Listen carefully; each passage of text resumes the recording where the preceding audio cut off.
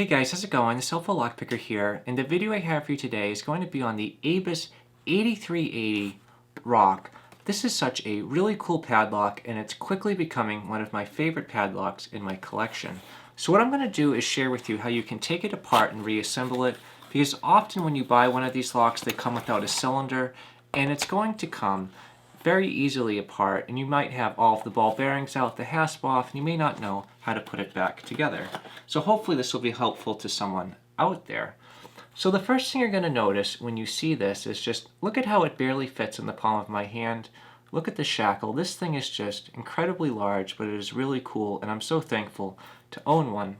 But just so you can see a little side-by-side comparison, this is the Abus Rock right next to a Master Lock model number 3, and just look at how big this is. This is just crazy. And when you take a look at the shackle, I just want to give you a quick measurement on this so you can see how thick of a shackle this is. It measures about 15 millimeters, which is a really impressive shackle when you take a look at it. So when we take a close look at this lock, we're going to see a few things that are pretty cool. So it has a really thick front faceplate. You can add your own kick cylinder, and what I added was a Schlag Primus because I feel like it matches up very well with the sheer strength of this padlock. The hasp is going to be secured by a ball bearing on each side, and in order to get this open, the easiest way is going to be utilizing your key, and then we're going to just turn the cylinder over, and then we're going to open up the shackle. And at this point we can remove our key. Then we're going to take a look down. We're going to see a really large Phillips head screw, and we're going to need to remove that so we can get the front faceplate out and the cylinder so we can take this lock apart. So what I'm going to use is my Wera screwdriver. This is one of my favorite screwdrivers. It extends, has a great place to hold the heads. If anyone wants to check this out, I'll link that in the description below as well. But what we need to do is just completely loosen the screw. And then we're going to remove it, and then the front faceplate is going to come off, and then our cylinder will come out, and then we'll be pretty quickly getting to a fully disassembled lock. So I'm going to get that screw out, and I'm just going to keep it somewhere safe. And then we're going to get this front faceplate out. So sometimes it takes a little bit of playing around to get it off, but it is now out. And then we're going to get our lock cylinder out. In order to get the actuator out, the easiest thing is going to be to just close the hasp, and then the actuator will fall right out. And then there are going to be 3 ball bearings inside.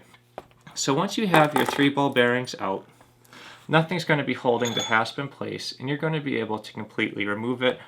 And now we're going to have a completely disassembled Abus Rock. So what we're going to need to do now to get it back together is the first thing we're going to do is stand it up. We're going to insert our hasp, and then what we're going to need to do is just turn it over. And then we're going to take a quick look at the actuator, and then we're going to take a look on the inside, and we're going to see that there's going to be a little line on the inside where this little piece right here on the tip is going to align up. So what we're going to need to do is just take our ball bearings. We're going to take 1, 2, 3, and then they're going to fall into the padlock body. 2 of them are going to scoot up, and 1 is going to scoot down. Or if I turn it this way, 2 are going to scoot to the left, and then 1 is going to go to the right.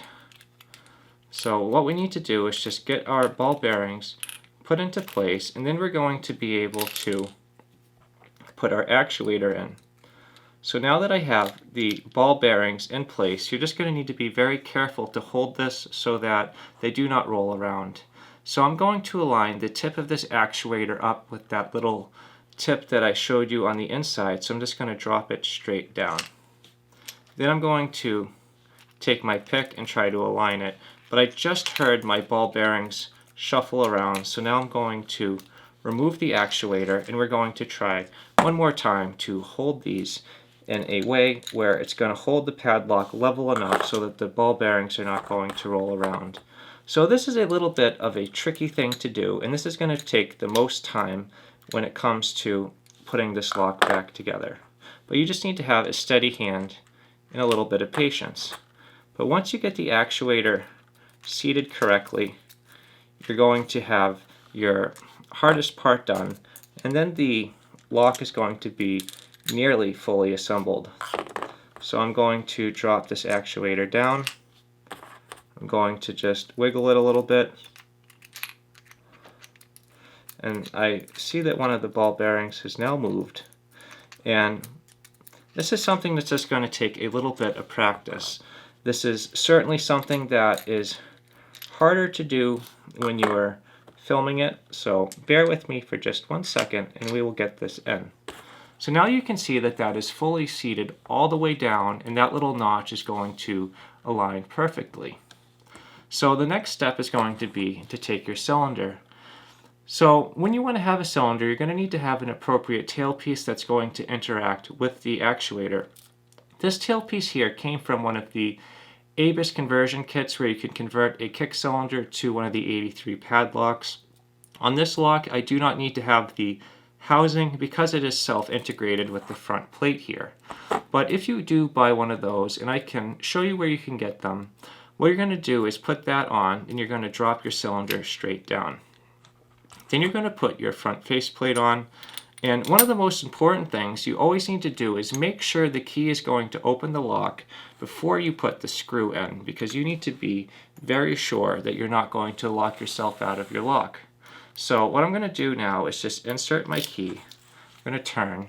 I'm going to see that the shackle has now opened up. So now I am confident that my cylinder is properly installed, my key works, and the lock is properly assembled. So now we can confidently screw the Phillips head screw back in, which is going to secure the front faceplate, keep the cylinder in, and just keep this lock operating in just a very safe, strong lock. So now that we have the Phillips head screw completely secured, we can lock this up. We can insert our key one more time, and then we're going to be able to see that we are able to take this lock apart and reassemble it. It didn't take too much time at all.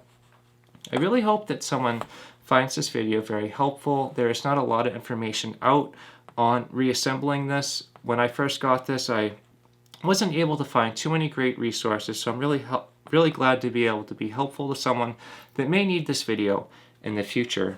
But either way, guys, this is all that I have for you today. If you have any questions or suggestions, as always, please drop those in the comment section below. If you enjoyed this video and you'd like to see more like it, please subscribe. As always, thank you so much for checking this out, and I hope you all have a great day, and I cannot wait to see you in the next video.